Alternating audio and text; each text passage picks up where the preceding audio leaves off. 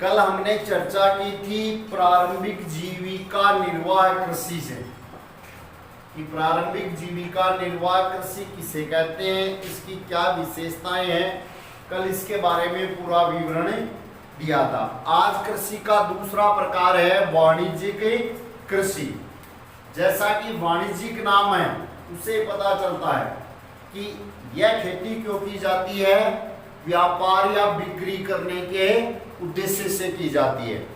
समझ रहे हो ना, यह खेती किस उद्देश्य से की जाती है, फसल का उत्पादन है वो सीधे बाजार में बेचने के उद्देश्य से की जाती है। जिस प्रकार प्रारंभिक जीविका निर्वाह कृषि है उसमें तो खाद्यान्न फसलें बोई जाती थी, भाई अपनी पेट उदर पूर्ति के लिए खाने वाले भोजन है वो पैदा किए जाते थे, और इसमें ऐसी फसलें बोई जाती है जो जिसका क्या किया जाए, व्यापार किया जाए, बाजार में बेचा जाए। तो ये तो इसकी परिभाषा हो गई। वाणिज्यिक कृषि किसे कहते हैं, वो कृषि जिसमें फसलों का उत्पादन बिक्री के उद्देश्य से बाजार में बेचने के उद्देश्य से किया जाता है, वो कहलाती है वाणिज्यिक कृषि।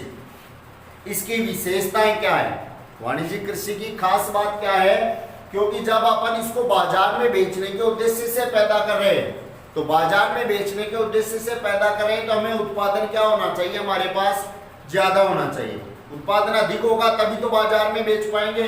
अब उत्पादन बढ़ाने के लिए इसमें क्या किया जाता है कि उत्पादन ज्यादा हो, उत्पादन ज्यादा हो, ऐसी विधियां ऐसे तरीके काम में लिए जाते हैं जिससे उस फसल का, जिसमें हमने बोया है जिस फसल को, उसका उत्पादन क्या हो, ज्यादा हो। यानी यह एक प्रकार से आधुनिक निवेशों पर आधारित कृषि है।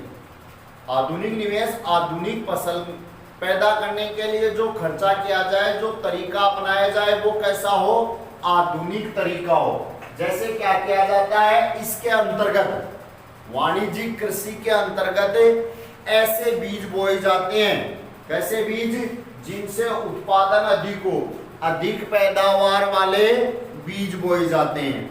जैसे अपन प्रारंभिक जीविका निर्वाह कृषि है उसमें तो क्या होता था, हम फसल का उत्पादन करते थे, हमारे पास जितना उत्पादन होता था उसमें खाने के काम में लेने के बाद में थोड़ा बहुत बीज वो बचता था, उसको हम अगली फसल में बोने के लिए रख देते थे। लेकिन इसमें ऐसा नहीं होता है। इसमें क्या किया जाता है, हमें बाजार से बीज खरीदने पड़ते हैं, वो भी कैसे बीज जो हमें ज्यादा पैदावार दे, क्योंकि हमें बेचना है तो उत्पादन अधिक करना पड़ेगा, और उत्पादन अधिक करना है तो हमें क्या करना पड़ेगा, ऐसी विधियां अपनानी पड़ेगी। तो आधुनिक निवेश में क्या चीज, ऐसे बीज जो अधिक पैदावार देते हो। उसके बाद में खाद है, वो कैसी, रासायनिक उर्वरक डाले जाते हैं। रासायनिक उर्वरक भी क्या मदद करते हैं, पैदावार को बढ़ाने में मदद करते हैं। और कीटनाशकों का प्रयोग भी किया जाता है। फसल को कोई बीमारी, कीड़ा लग जाता है तो उसको हटाने के लिए कीटनाशकों का प्रयोग भी किया जाता है। यह आधुनिक निवेश है। अधिक पैदावार वाले बीज है, रासायनिक खाद है, रासायनिक उर्वरक है, कीटनाशक है, इनका प्रयोग किया जाता है। क्यों किया जाता है, पैदावार बढ़ाने के लिए। इन सब का प्रयोग क्यों करते हैं, जिस फसल को अपन बो रहे हैं उसकी पैदावार अच्छी हो। पैदावार बढ़ाने के लिए क्या किया जाता है, आधुनिक निवेशों का प्रयोग किया जाता है। इसके अंतर्गत वाणिज्यीकरण का स्तर विभिन्न प्रदेशों में अलग अलग है। अलग अलग होने का मतलब किसी इलाके में कौन सी फसल का वाणिज्य ज्यादा होता है, किसी इलाके में कौन सी फसल का। जैसे उदाहरण है हरियाणा और पंजाब है। हरियाणा और पंजाब प्रदेश है, उसमें चावल एक वाणिज्यिक फसल है।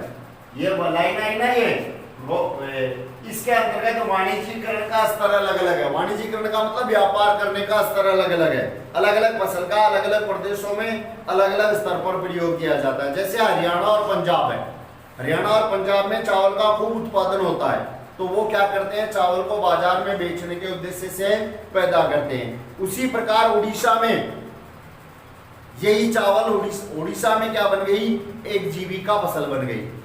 उड़ीसा में केवल इतना उत्पादन करते हैं कि अपना उदर पूर्ति हो सके। उड़ीसा में यह वाणिज्यिक फसल नहीं है। समझ रहे हो ना, कि वाणिज्यिक फसल में जिस चीज की या जिस पदार्थ की फसल पैदा की जाती है उसका वाणिज्यीकरण का स्तर अलग अलग है। स्तर कैसे? जैसे उदाहरण दे दिया चावल। चावल उड़ीसा में तो क्या है, एक जीविका, एक खाद्यान्न फसल के रूप में बोया जाता है। और पंजाब और हरियाणा में चावल क्यों बोया जाता है? व्यापार करने के उद्देश्य से, वाणिज्यीकरण के उद्देश्य से। पंजाब और हरियाणा का चावल भारत के विभिन्न प्रदेशों में बेचने के लिए आते हैं, व्यापार करते हैं उसका। और खास बात क्या है इसकी? रोपण कृषि है, वो भी क्या है, इसी का एक दूसरा रूप है। रोपण कृषि, वैसे तो अलग से प्रश्न भी पूछा जा सकता है कि रोपण कृषि किसे कहते हैं, लेकिन रोपण कृषि भी क्या है, वाणिज्यिक कृषि का ही एक दूसरा रूप है, वाणिज्यिक कृषि का ही एक प्रकार है, वो है रोपण कृषि। इसमें क्या किया जाता है, खेतों में लंबे चौड़े क्षेत्र में एकल फसल बोई जाती है। लंबे चौड़े खेतों में क्या करते हैं, केवल एक फसल बोते हैं और उसका उत्पादन करते हैं। रोपण कृषि है, उसके लिए जरूरी क्या है, उद्योग। रोपण कृषि के लिए कृषि उद्योग के बीच एक अंतरापृष्ठ है, आपस में एक दूसरे पर निर्भर है। रोपण कृषि में कृषि और उद्योग, इसलिए क्या जरूरी है कि रोपण कृषि के लिए रोपण कृषि है वो अत्यधिक पूंजी और श्रमिकों की सहायता से की जाती है। रोपण कृषि एक वाणिज्यिक कृषि का प्रकार है, लंबे चौड़े क्षेत्र में एकल फसल बोई जाती है। इसके लिए पूंजी और श्रमिकों की ज्यादा आवश्यकता होती है। क्यों? कि यह लंबे चौड़े क्षेत्र में की जाती है, इसलिए इस कृषि में पूंजी की आवश्यकता भी अधिक होती है और मजदूरों की आवश्यकता भी अधिक होती है।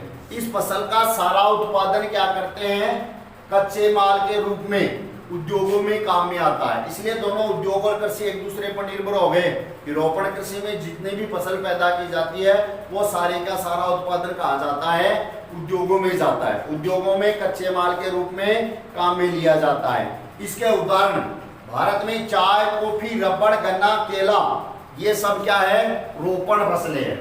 अगर प्रश्न पूछ ले में ऐसा कि किन्हीं 2 रोपण फसलों के उदाहरण बताइए या 4 रोपण फसलों के उदाहरण बताइए, तो रोपण फसलें कौन सी है, चाय, कॉफी, गन्ना, रबड़ और केला, ये क्या है, रोपण फसलें हैं। और इस फसल में क्या किया जाता है, चाहे वाणिज्यिक बोलते हैं रोपण बोलते हैं, एक ही बात है, क्योंकि रोपण भी वाणिज्यिक का एक प्रकार है। रोपण भी क्या है, वाणिज्यिक फसल का एक प्रकार है। तो वाणिज्यिक कृषि में उत्पादन बिक्री के लिए होता है, ये मैंने पहले बता दिया आपको। उत्पादन किस लिए करते हैं, बिक्री का मतलब बेचने के लिए उत्पादन करते हैं। और जब हम बाजार में बेचते हैं तो हमारे पास क्या होनी चाहिए, ये 2 परिवहन और संचार के साधन है, वो पर्याप्त होने चाहिए। परिवहन तो क्या होता है, परिवहन किसे कहते हैं, व्यक्तियों और वस्तुओं को या सामान को एक स्थान से दूसरे स्थान पर ले जाने वाला साधन। और संचार क्या है, अपने सूचनाओं का आदान प्रदान करने वाला साधन। अब हम क्या कर रहे हैं, बाजार में बेच रहे हैं, बाजार में बेच रहे हैं, तो बेचने के लिए बाजार में जाएंगे, परिवहन की आवश्यकता है। और बाजार में कौन से भाव किस समय चल रहे हैं, क्या स्थिति चल रही है, उसके लिए संचार के साधनों की आवश्यकता है। तो रोपण कृषि में परिवहन और संचार है, ये साधन होने चाहिए। और उद्योग और बाजार है, वो भी इसके विकास के लिए महत्वपूर्ण होते हैं। उद्योग और बाजार, क्योंकि उद्योग में क्या होता है, कच्चे माल के रूप में जाती है। वाणिज्यिक कृषि का उत्पादन कहाँ जाता है, बाजार में जाता है, बाजार से उद्योगों में कच्चे माल के रूप में काम में आता है। तो वाणिज्यिक कृषि या रोपण कृषि, उसके विकास के लिए जरूरी 2 चीजें क्या है, संचार और परिवहन के साधनों का पर्याप्त विकास होना आवश्यक है। असम और उत्तरी बंगाल में चाय, कर्नाटक में कॉफी वहां की मुख्य रोपण फसलें हैं। जैसे मैंने रोपण फसलों के उदाहरण बताए अभी, कौन कौन सी के, चाय, कॉफी, रबड़ और गन्ना, केला, ये रोपण फसलें हैं। अब असम और कर्नाटक, यहाँ पर क्या किया जाता है, चाय और कॉफी, असम और उत्तरी बंगाल में चाय, कर्नाटक में कॉफी। क्योंकि रोपण फसलों का उत्पादन बाजार में बिक्री के लिए होता है, इसलिए परिवहन और संचार की आवश्यकता अधिक होती है। तीसरे प्रकार की कृषि है गहन जीविका कृषि। और यह कृषि कहाँ की जाती है? उन इलाकों में की जाती है जहां पर भूमि पर जनसंख्या का दबाव अधिक होता है। यानी भूमि तो होती है कम और जनसंख्या होती है ज्यादा। गहन जीविका कृषि कौन सी है?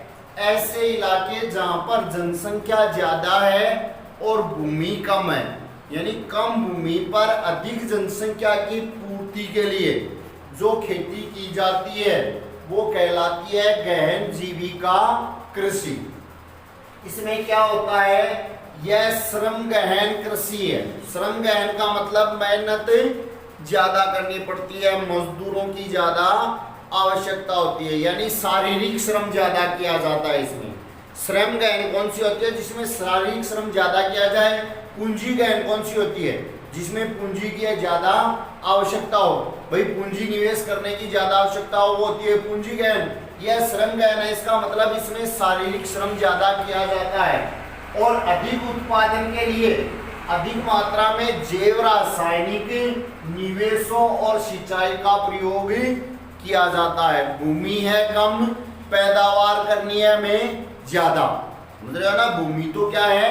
कम है और उत्पादन करना है उस भूमि से अधिक। तो कम भूमि से अधिक उत्पादन करने के लिए भूमि पर दबाव बढ़ गया, क्या करेंगे हम?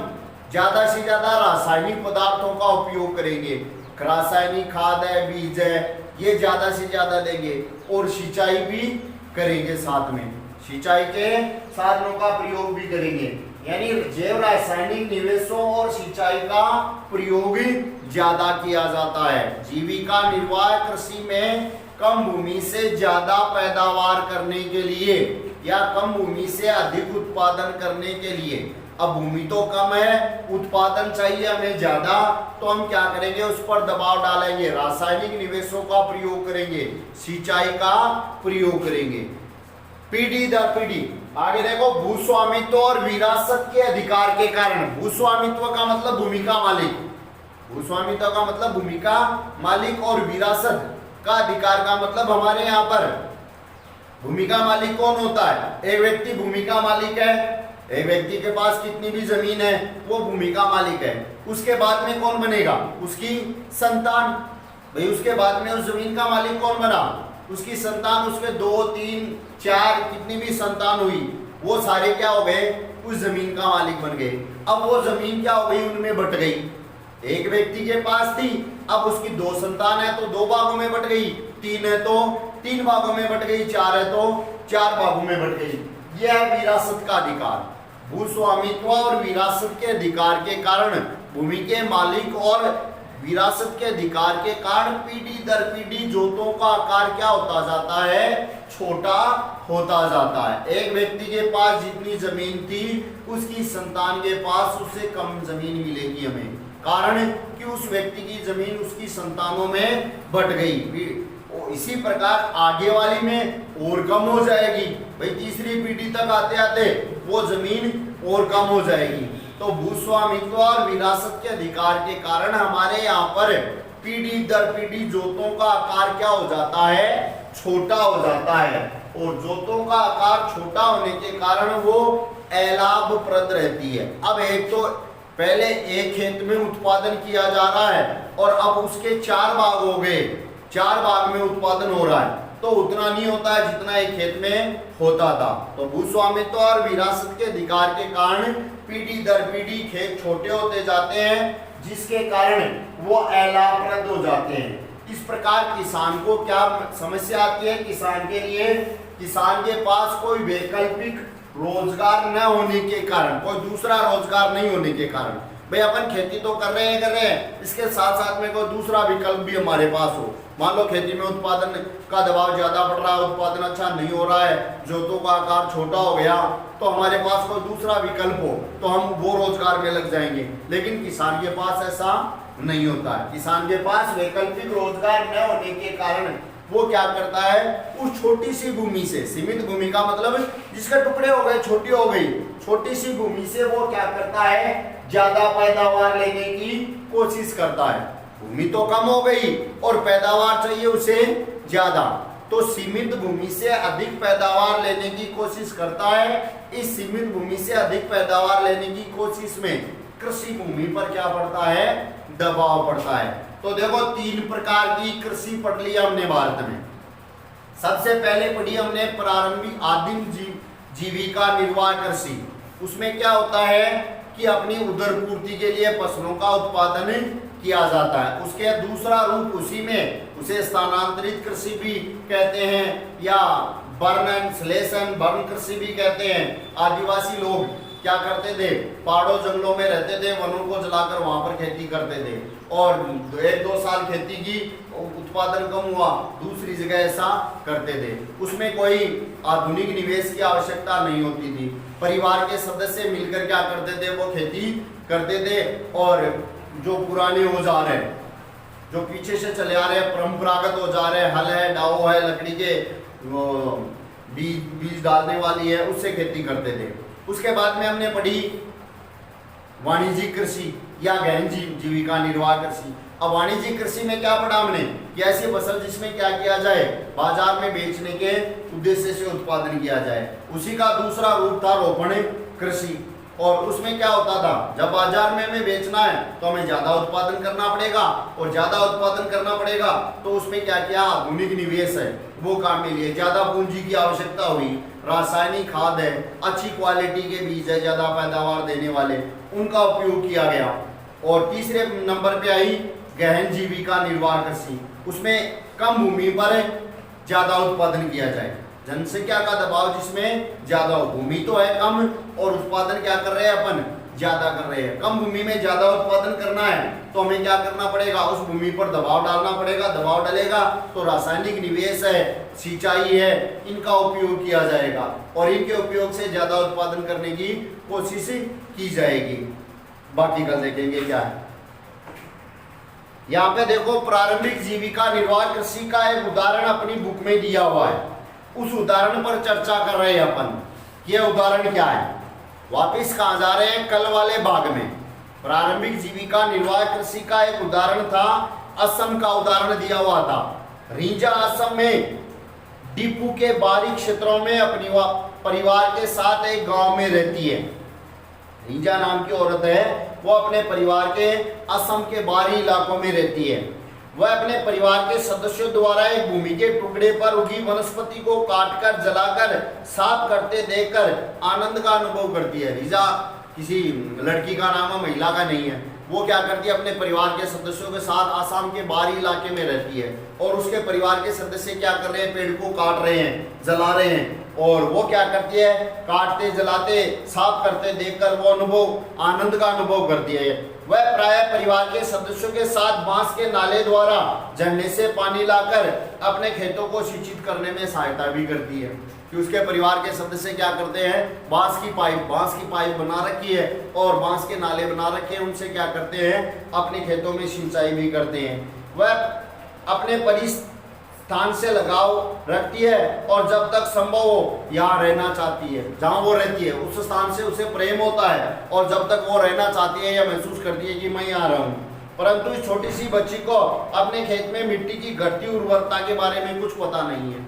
क्यों, उसके छोटी सी बच्ची है, उसे ये ज्ञान नहीं है कि मैं, वो तो यहीं रहना चाहती है, लेकिन उसके परिवार के सदस्य क्या करते हैं, 1-2 साल 3 साल बाद में वो स्थान छोड़कर दूसरी जगह जाते हैं। क्यों जाते हैं ये उसे पता नहीं है। क्यों जाते हैं, क्योंकि उसकी मिट्टी की उर्वरता कम हो जाती है। तो यह किस प्रकार की कृषि है, प्रारंभिक जीविका निर्वाह कृषि या स्थानांतरित कृषि बोलते हैं, उसका उदाहरण है, जिसके कारण उसके परिवार को अगले वर्ष नए भूमि के टुकड़े को तलाश करनी होती है। तो यह उदाहरण हमें किसका दिया हुआ है, प्रारंभिक जीविका निर्वाह कृषि का है। क्यों, और उसी में है स्थानांतरित कृषि। उसी में क्या होता है, पेड़ों को काटा जाता है, जलाया जाता है, साफ करके वहाँ खेती की जाती है। परिवार के सदस्य मिलकर क्या करते हैं, मेहनत श्रम करते हैं और 1-2 साल बाद में वो जगह छोड़कर दूसरी जगह चले जाते हैं। तो यह किस रीजा के परिवार किस प्रकार की कृषि का उपयोग कर रहे हैं, कौन सी खेती कर रहे हैं, स्थानांतरित कृषि